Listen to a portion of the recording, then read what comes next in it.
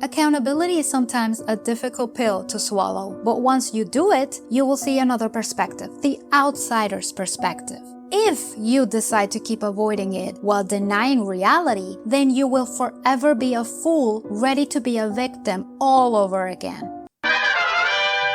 Michelle traveled to Dubai to help a friend open a deep-sea dive business over there, and she met the employees. One of them caught her eye. His name was Waleed.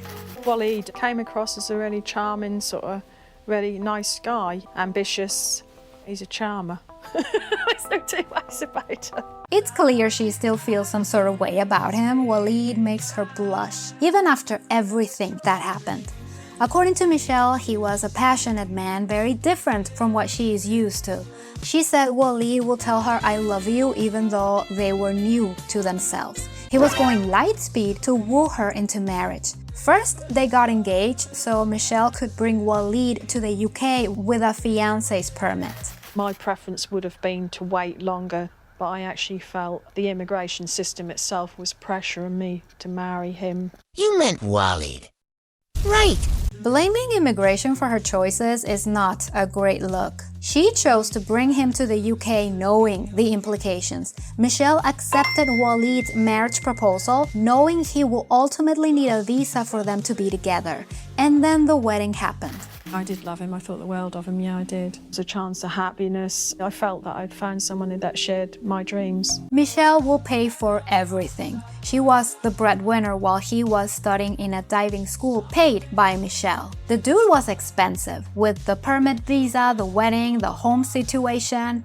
I wonder how Waleed returned the favor. He received his British passport on the 5th of December. By the 31st of December, he was booking tickets for Egypt Air to get out of there, to go leave the UK. So that was just that quick. Plus, the guy owed a bunch of people who end up knocking on Michelle's door expecting to be paid. They got a divorce and Waleed remarried and had a child, something Michelle tried to do while married to him. She wanted to be a mother and he knew this. I had a message saying that his daughter had been rushed into hospital and that she nearly died. Why would you be WhatsApping your ex-wife who you haven't seen for nearly 3 years? Just like in Patricia's story with Munda, he left things unresolved. Munda claimed he loved Patricia and neither money nor a visa was involved in the relationship. Why would they say that? Just like in Michelle's case, these scammers know they can easily return to their victims to re-scam them. Waleed knew Michelle's feelings towards him. I mean, she still giggles while talking about him. He knows Michelle is still under his spell. But this is not all. Waleed told Michelle his wife died and he asked her if maybe she wanted to be this kid's mom. Michelle wants to speak to Waleed directly to work out whether he's telling the truth or if he's got another agenda. She's calling him. He didn't answer. She's really thinking about it. That's scary. Let's face it, he probably married another victim who, just like Michelle, left him. No baby. Waleed knows how to play Michelle's emotional fibers, so he came up with a child story to start asking her for money again. I think he can rot in hell. But the little girl, I feel sorry for. What Michelle wants is a change in the law so there's more protection against love rats and wedding scammers overall. She claims they follow a pattern and they use groomer tactics to get what they want. There needs to be something that will make these scammers lose their visa if they are found guilty of marriage fraud. We've been ridiculed by the media saying, you know, you're stupid and how did you not know and that, but people don't understand what it's like until you've been through it. I don't think they are stupid. Michelle met this guy in another country who immediately started saying I love you to her and she thought that was normal. She got engaged right away and blamed immigration for her wedding.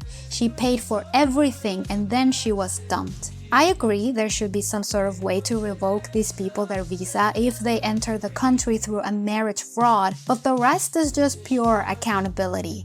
The victims are the ones doing all the work while their new partners just wait and, in the meantime, keep asking for more money. Michelle did the paperwork, spent the money on him and brought him to the UK by herself, and what did Waleed do? Nothing!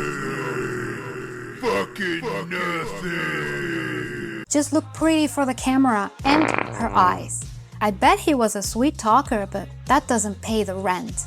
I think it's a great idea that she's waking a lot of people on the romance scam situation, but to try to change the law instead of introspecting, it's a little ridiculous. What do you think about this? If you follow this channel, you will know how many stories like this are around, and the beginnings of the relationship are always eyebrow-raising, but the victims disregard everything because a hot and young guy is looking at them. Even fighting family just to protect their week-long relationship with someone who just asks for money.